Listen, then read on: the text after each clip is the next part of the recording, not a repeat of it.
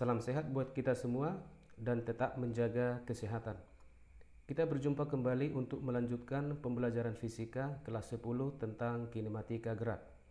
Kali ini kita akan membahas kinematika gerak yang termasuk gerak lurus berubah beraturan, yaitu bagian A, gerak jatuh bebas, bagian B, gerak vertikal ke bawah, bagian C, gerak vertikal ke atas.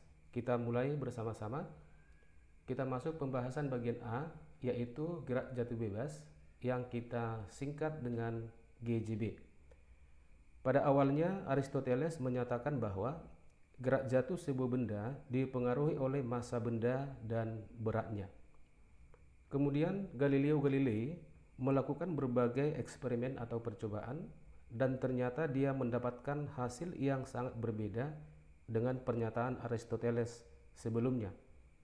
Dan akhirnya Galileo Galilei menyatakan pendapatnya bahwa semua benda, baik berat maupun ringan, akan jatuh dengan percepatan yang sama jika tidak ada udara atau hambatan lainnya.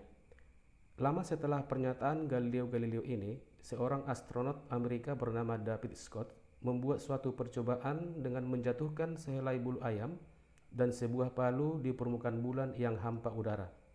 Hasilnya, bulu ayam dan palu tersebut menyentuh permukaan bulan pada saat yang bersamaan.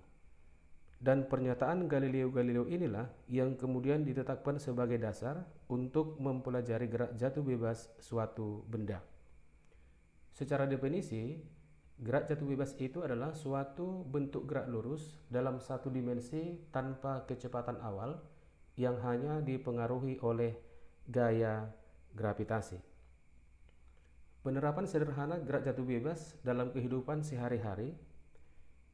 Yang pertama, dapat digunakan untuk mengukur ketinggian bangunan. Yang kedua, dengan menggabungkan gerak jatuh bebas dengan pemantulan bunyi, dapat mengukur kedalaman permukaan sumur. Kita lihat analisa untuk gerak jatuh bebas. Kita misalkan ini adalah merupakan suatu permukaan mendatar lantai.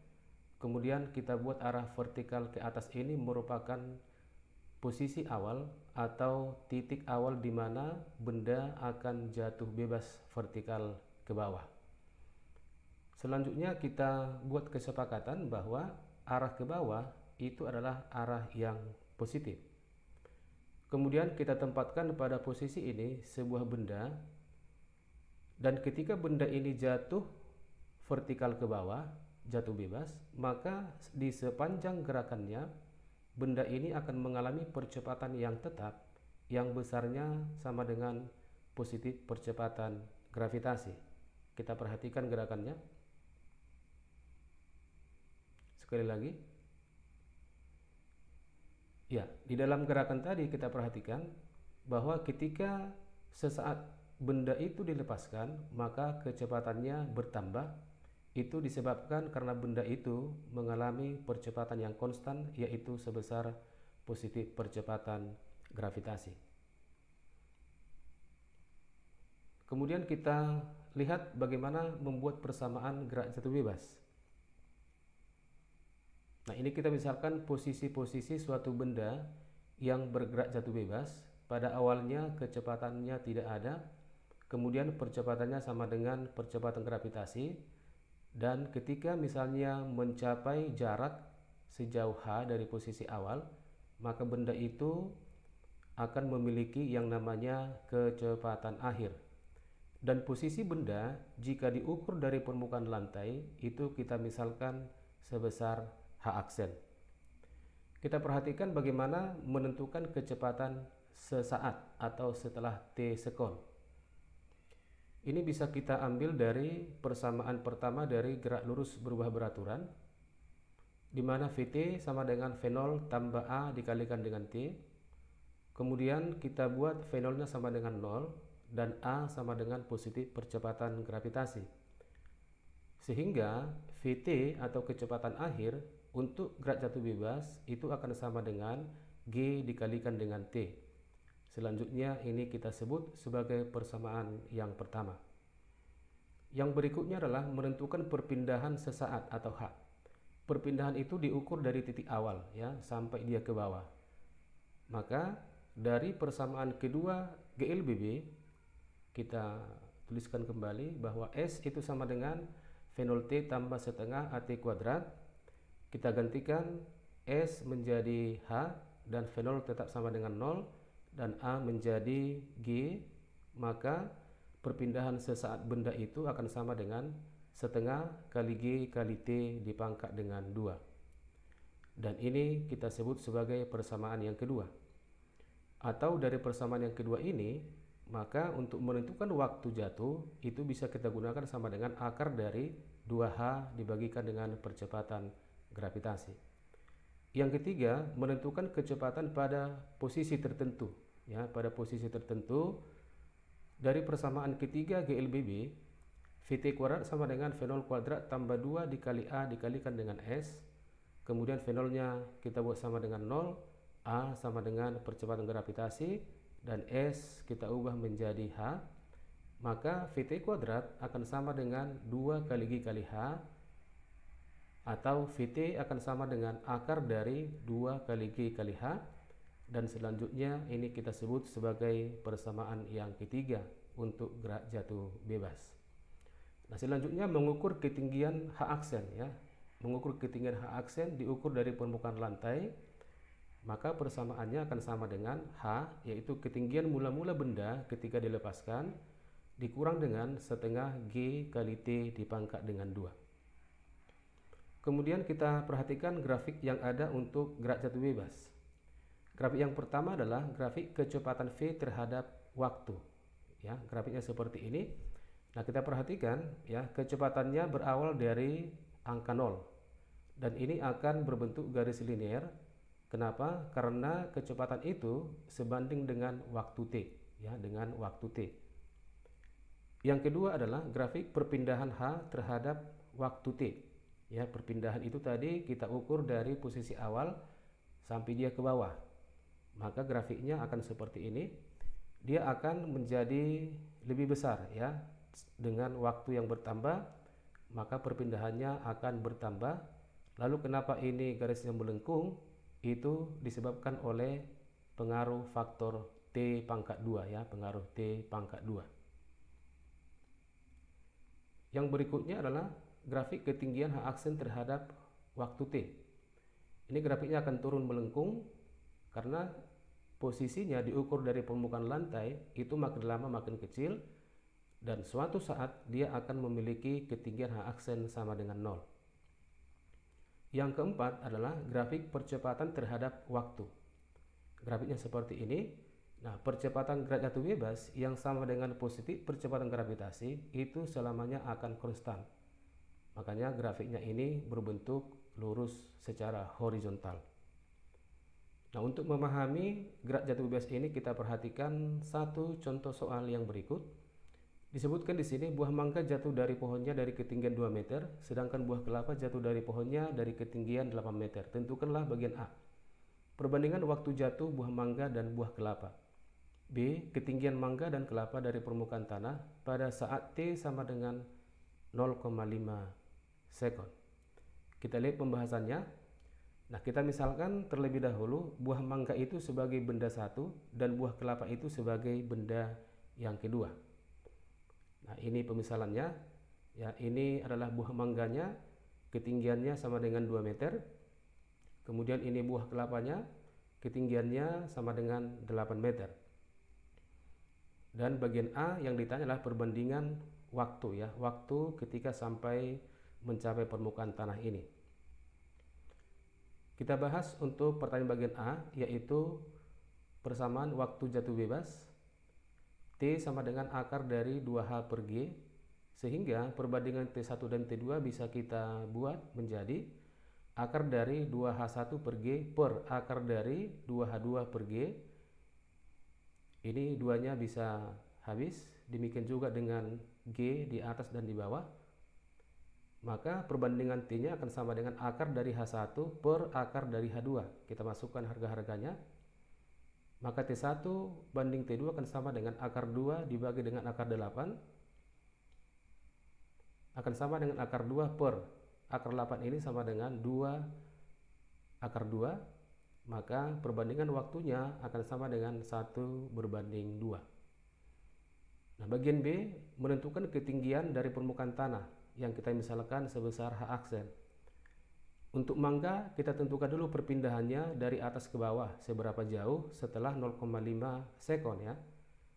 Ternyata ketinggian mangga perpindahannya dari titik awal itu telah mencapai 1,25 meter, sehingga ketinggian dari permukaan tanah berarti kita kurangkan tinggi mula-mula dengan jarak yang telah ditempuhnya ini akan sama dengan H1 dikurangkan dengan H sama dengan ketinggian mula-mula tadi 2, berarti 2 dikurang 1,25 sama dengan 0,75 meter. Untuk buah kelapa ya, ketinggiannya akan sama pada saat yang sama karena T1 sama dengan T2. Sehingga jika diukur dari permukaan tanah, H aksen untuk kelapa itu sama dengan H2 dikurang H sama dengan 8 dikurang 1,25 sama dengan 6,75 meter. Selanjutnya kita masuk pada pembahasan bagian B, yaitu gerak vertikal ke bawah yang kita singkat dengan GVB. Ya. Syarat untuk GVB ini kecepatan awalnya itu harus ada. Berarti kecepatan awal tidak sama dengan 0 dan percepatan itu sama dengan positif percepatan gravitasi. Kita perhatikan analisa gerak vertikal yang ke bawah. Nah, kita misalkan ini permukaan suatu lantai ya. Kemudian arah ke atas menyatakan posisi awal benda dilempar vertikal ke bawah.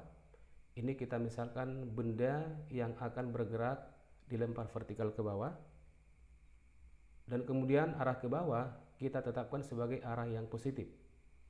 Nah, selama pergerakannya ini benda ketika dilempar vertikal ke bawah dengan kecepatan awal V0, nilai percepatannya selalu tetap, yaitu sebesar positif percepatan gravitasi.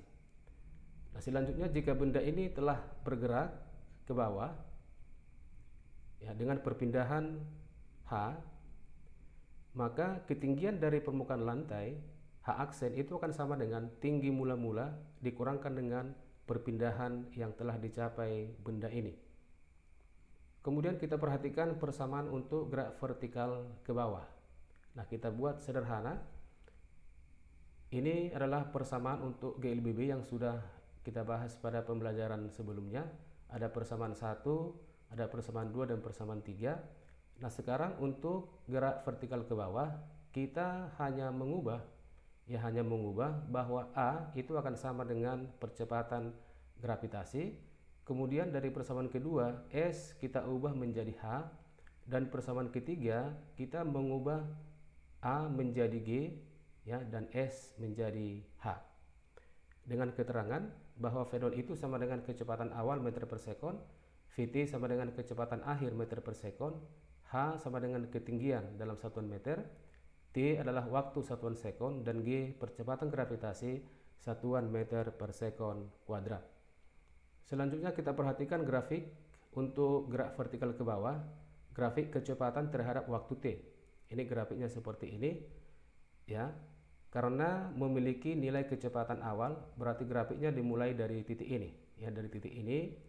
Nah, setelah T sekon itu nilai kecepatannya makin besar karena mengalami percepatan yang positif.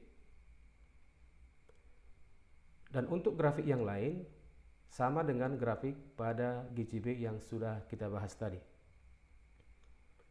Selanjutnya kita masuk pada pembahasan terakhir, yaitu gerak vertikal ke atas yang kita singkat dengan GVA.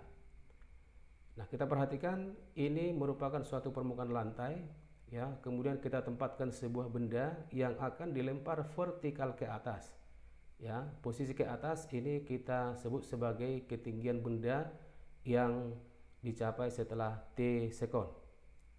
Dan arah ke atas kita buat sebagai arah yang positif. Kemudian benda ini kita lempar ke atas dengan kecepatan mula-mula V0. Dan percepatan yang dialami itu akan sama dengan negatif percepatan gravitasi. Artinya benda ini ketika naik itu akan mengalami perlambatan sebesar percepatan gravitasi. Nah, kita perhatikan ketika ini sudah kita lempar, misalnya sampai menempuh ketinggian H, maka kecepatannya menjadi kecepatan Vt. Nah, selanjutnya setelah mencapai H maksimum atau ketinggian tertinggi, maka di titik ini kecepatannya itu sudah sama dengan 0, dan setelah itu benda ini akan kembali turun dan kembali pada titik semula. Kemudian kita perhatikan persamaan untuk gerak vertikal ke atas.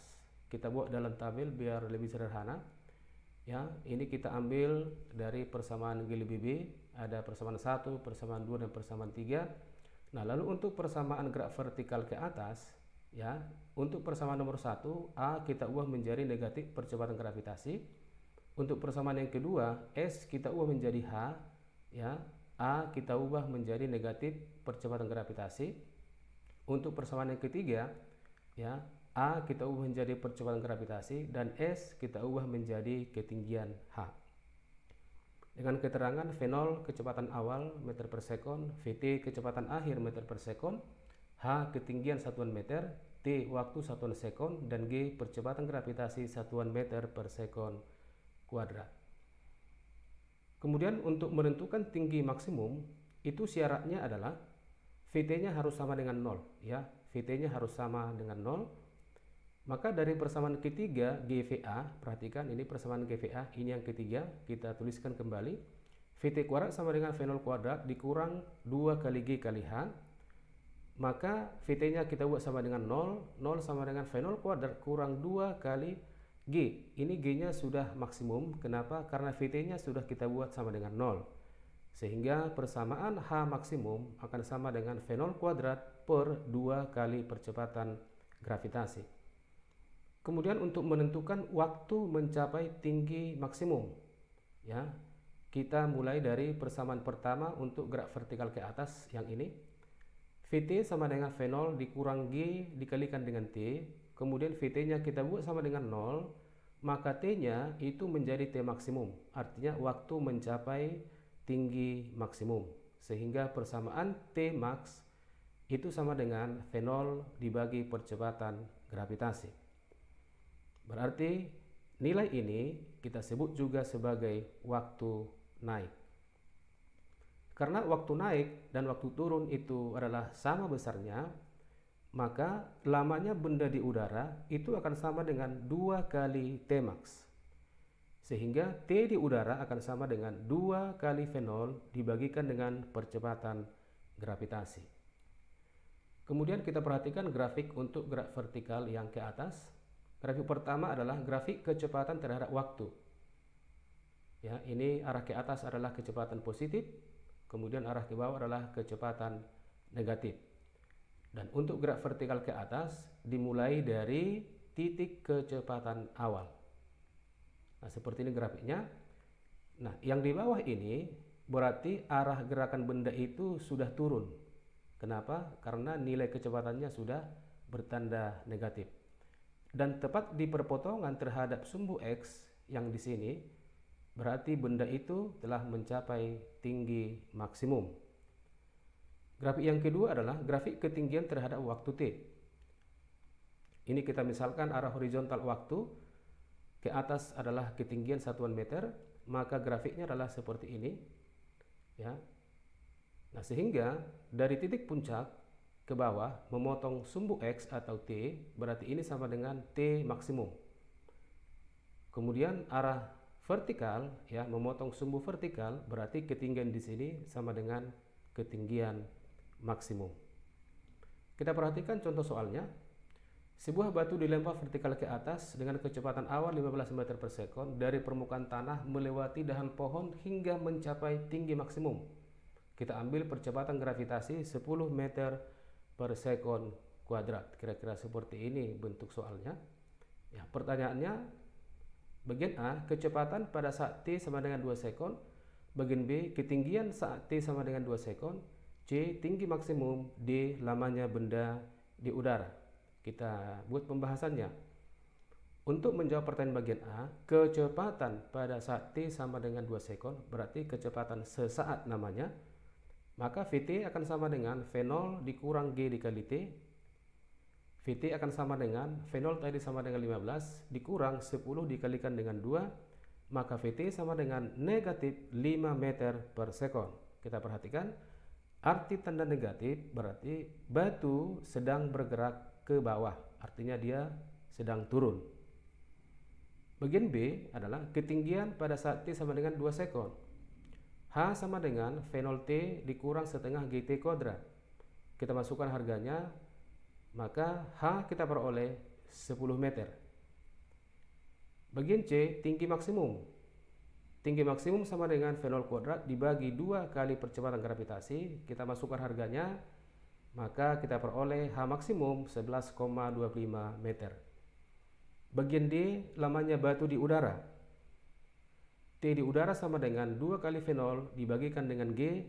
Kita masukkan harga-harganya, maka T di udara, lamanya benda di udara itu sama dengan 3 sekon. Demikian pembelajaran kita kali ini. Terima kasih atas perhatian kalian semua dan semoga bermanfaat. Sampai bertemu pada pembelajaran selanjutnya. Tetap semangat.